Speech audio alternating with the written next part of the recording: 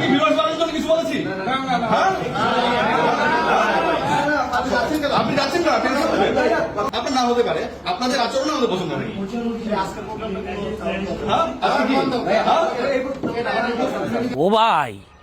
ও ভাই রিয়াসাত, আমনের তো নেতার কথা, আপনি কোন বলে সাংবাদিক হয়ে গেলেন কান দেই ভাই?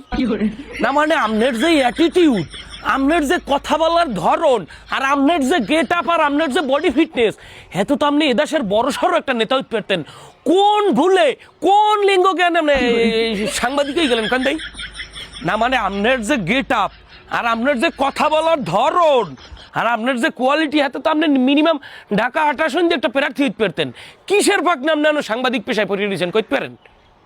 না মানে আপনার বডি ফিটনেস অনুযায়ী হাতে তো আপনি এদেশের বিশাল বড়সড় একজন নেতা হইতে পারেন। এবং আপনার যে ল্যাঙ্গুয়েজ আর আপনার যে অ্যাটিটিউড, হ্যাঁ দেখলে তো মনে করেন মনের মধ্যে কোন স্লোগান হয়ে যায়, এ নেতা আছে বা খালি স্লোগান ধরেন না কেউ নাই। আপনি কল্পনা করতে পারেন যে আপনার কথা বলার যে ধরন, এত ভালোসাল একজন নেতারও নাই।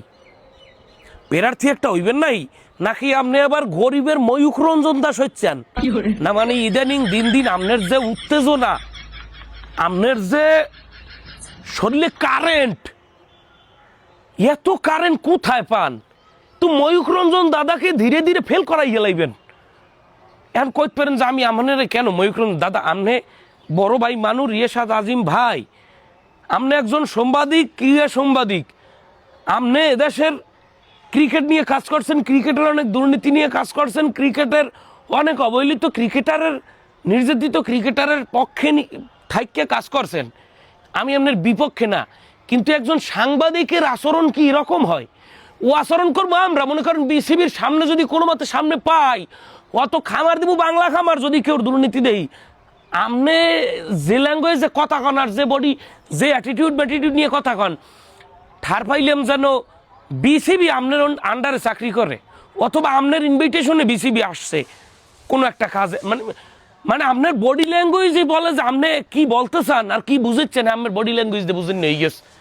সাংবাদিকের আচরণ তো দাদা এরকম না। আমি আপনার বিপক্ষে না, আপনি আমার শত্রু না, জীবনে আপনার দেখা হয় নাই, কিন্তু আপনি যে এই ল্যাঙ্গুয়েজে কথা বলেন, বা বিশেষ করে এই খালেদ মাসুদ পাইলট ভাইয়ের সাথে বলছেন, বিসিবি তো বাবু দুধে দেওয়া তুলসী পাতা না, আমি সেটা বলি না, এরা চোর শাস্ত্র ব্যাপক কিছু থাকতে পারে, কিন্তু আপনি সাংবাদিক হিসেবে, একজন পেশাদার সাংবাদিক হিসেবে আপনার আচার আচরণটা কীরকম হওয়া উচিত, এইটু যদি না বোঝেন দাদা, হ্যালে তো ওই গরিবের ময়ূখ রঞ্জন দাস হয়ে যাইবেন।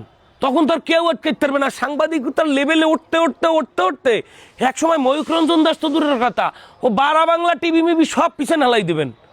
পকেটে হাত দিয়ে এভাবে সাংবাদিক কথা বলে, তাও আবার ওই ল্যাঙ্গুয়েজে, ওই টোনে, আমার জীবনে আমি দেখি নাই বাবু। প্রশ্নটা এই বিসিবির এই পাইলট ভাইয়ের কেন আপনার যে প্রশ্ন করছেন, ও প্রশ্ন করার ধরন আমাকেই পছন্দ হয় নাই, সাধারণ জনগণের পছন্দ হয় না। নাহলে আপনি কিছুদিন আগেও জনগণের কাছে হিরো ছিলেন, বিসিবির বিভিন্ন অনিয়ম দুর্নীতি নিয়ে রিপোর্ট করি, অনুসন্ধানী রিপোর্ট করিয়া আপনি হিরো ছিলেন। কেন মানুষ এখন আপনাকে ভিলেন বানায়? আপনার ওই প্রশ্ন করার ধরনটা আমাকে চোখে দৃষ্টিকটু লাগিয়ে গেছে। এখন আমি বলতে চাই এই কথা, যদি আপনি সাংবাদিকতা করেন, হ্যালে বাবু আপনি প্রফেশনালিজমে আসেন। আর যদি সাংবাদিকতা না করেন, তাইলে আপনি দাদু বাংলাদেশের যে কোনো একটা পার্টি ধরিয়া মার্কা একটা লই আসন একটা নিয়ে নেন।